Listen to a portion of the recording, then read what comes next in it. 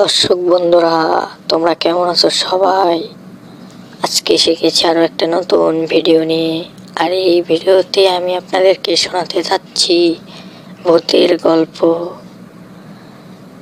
আর গল্পটা শুনে কেউ হাসবেন না, এটা সত্যিকারের একটা ভূতের গল্প। তাহলে শুরু করা যাক আমার এই ভূতের গল্প। একদিন রাতের বেলা রাস্তা ধরে হাঁটছিল রবি। হঠাৎ একটা ভূত সামনে এসে দাঁড়ালো। ভূতটা বলল, তোর আত্মা নিব। রবি একটু হেসে বলল, আত্মা নিবি?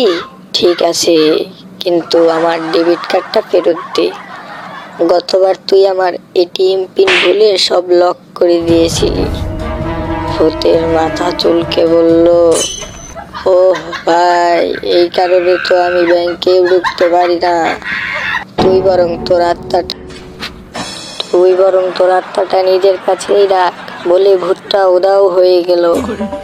রবি তখন বলল, এমন বোকা ভূত দেখলে তো ভূতেরও চাকরি থাকবে না। তো দর্শক বন্ধুরা, আপনারাই বলুন, ভূত এমন কি বোকা হতে হয় আসলেই, নাকি ভূত বলতে কিছু নাই? তো ভিডিওটা কেমন লাগলো অবশ্যই কমেন্ট করেন। আর এইরকম ফানি ভূতের গল্প কারো জানা থাকলে অবশ্যই কমেন্ট বক্সে কমেন্ট করে যাবেন। আর চ্যানেলটা সাবস্ক্রাইব করতে ভুলবেন না। ধন্যবাদ বন্ধুরা।